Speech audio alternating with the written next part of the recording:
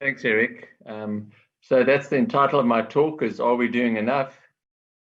I'd just like to thank Sandoz for sponsoring this talk, and also to Barry for asking me to speak again at this important meeting. These are my disclosures. So as we're all aware, we've done pretty well. This is just showing the deaths from cardiovascular disease sort of over the last 50 years or so. It peaked in the 1970s when there were about 450 deaths per 100,000 individuals. And since then, we've had a marked reduction in deaths from cardiovascular disease. But as we all know, it still remains the major killer worldwide. I Googled COVID this morning, and there's been about just over 5 million deaths in the last 18 months from COVID. But this condition, atherosclerotic cardiovascular disease, kills greater than 18 million people every year. So we know that statins are our standard therapy, and we know that for every 1 millimole we reduce LDL cholesterol, we can reduce events by about 20 to 25%. The problem has been this residual risk. Despite statin therapy, people continue to have events which, as I say, are killing most of us around the world. So I'm going to concentrate. We know that atherosclerosis is a complex disease. There's been a lot of talks this morning about platelets, coagulation. I'm going to mention inflammation, but I think the reason we haven't done enough is because we're still not addressing lipids aggressively enough and the different components in terms of lipids. So I'm going to be talking mainly about the left of the screen here, reducing lipoprotein risk.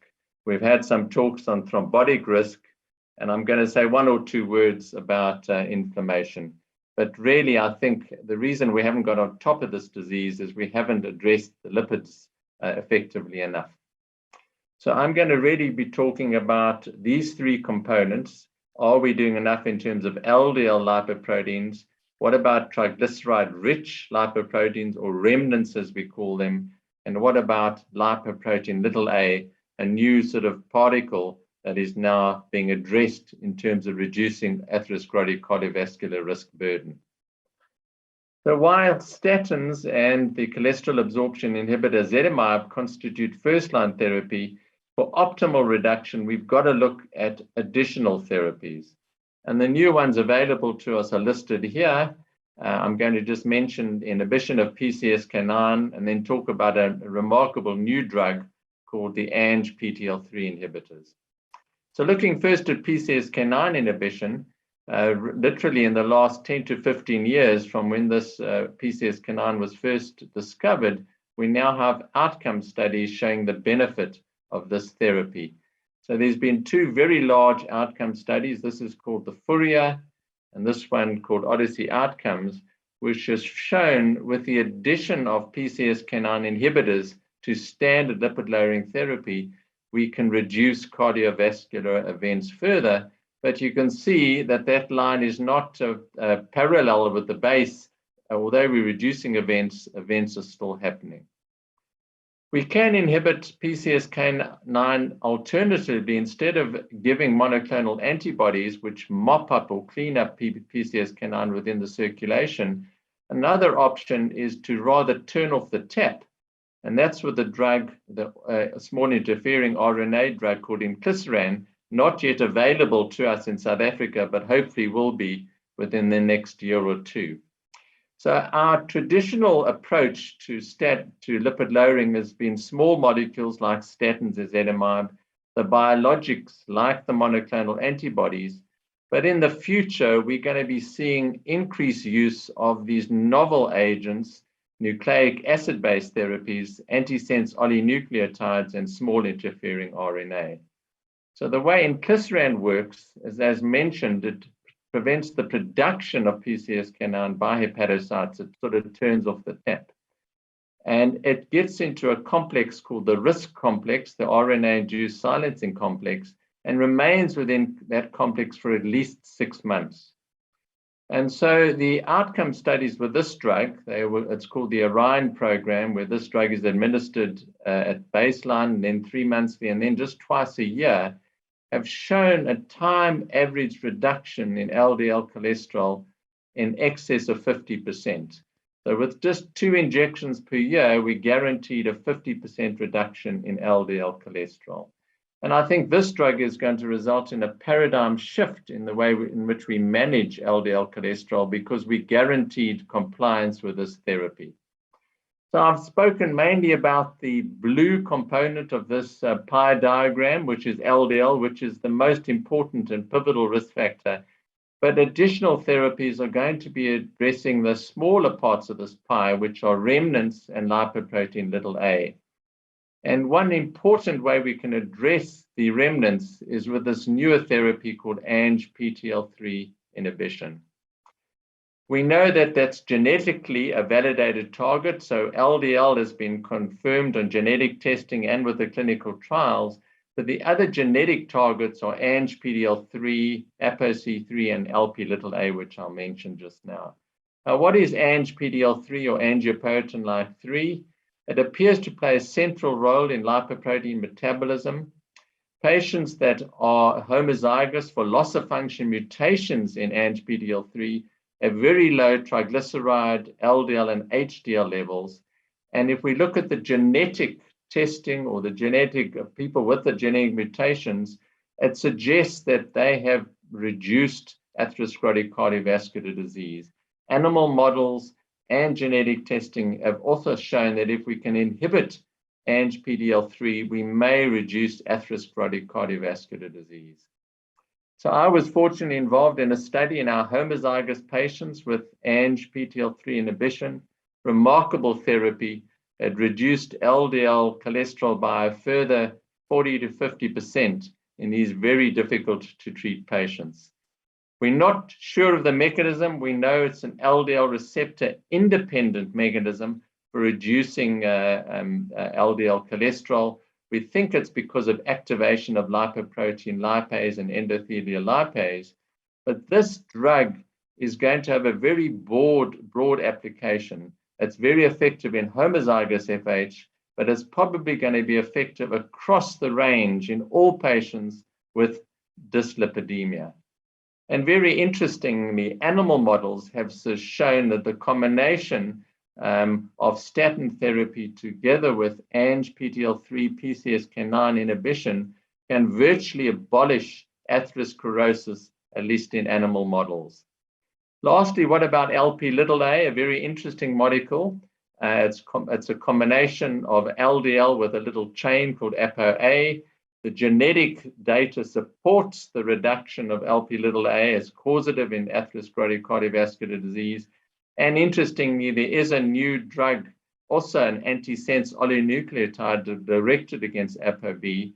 And there's an outcome study that is currently ongoing called Lp(a) Horizon.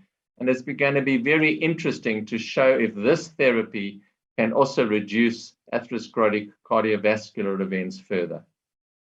So just to end off with, and you've heard me speak about this before, we know that atherosclerosis is a complex inflammatory process present within the arterial wall. When we look at cholesterol crystals, they look very similar to uric acid crystals and cause a lot of inflammation within the arterial wall. But we know TB, for example, is also an inflammatory disease, yet we treat TB by addressing the root cause, which is the Mycobacterium tuberculosis organism. And similarly, in terms of atherosclerosis, although we know inflammation is important, I think we need to address the root cause, which is the atherogenic lipoproteins. And just on that point, this is a very interesting study looking at the Tsunami tribe. They've been shown to have the lowest prevalence of atherosclerosis in the world, shown right at the bottom there, males and females, very little coronary calcium, looking at coronary calcium scores. Interestingly, if you look at the demographics of this population, the lipid levels are low, they have very high C-reactive protein in ESR, but yet no atherosclerosis. So in my opinion, if we want to eliminate atherosclerosis, we've got to get rid of the root cause, which is LDL cholesterol. All the other factors are accelerating factors. And this would really be shown, just to end off with, is that we're now going lower and lower. If we want to achieve complete regression of this disease, we've got to get the LDLs down to levels of below 1 millimole per liter. And in fact, Goldstein and Brown have suggested that the ideal LDL cholesterol is probably in the order of 0.65 millimoles per liter. So are we going to get rid of heart attacks with a century? The studies that we've done to date have all been too little, too late. All the studies that have been done have been in patients of 60-year-old. We have to start much earlier. We have to start much earlier addressing this condition. And if we start earlier on and reduce LDL cholesterol over a lifetime, starting at an earlier age, we can probably reduce events by at least 90%. And this has been shown in the Netherlands data in children with FH. They've now got a mortality similar to the background healthy population. So our concept has changed. We're now going to be looking at more aggressive early onset use of combination plus novel nucleic acid-based therapies to eliminate this disease. And this is the new algorithm. We need to start with combination therapy for our patients and add these newer therapies sooner rather than later. And a therapy like inclisiran, which can be given twice a year, is going to guarantee 100% compliance. So it's all about personalized therapy for our patients. Novel new agents are going to be the future. So just to end off with then, I've just tried to once again say that atherosclerotic lipoproteins are the pivotal risk factor. We need to be more aggressive. And in order to achieve this, at least in the future, we're going to be having to use these new and novel agents that are becoming available to us.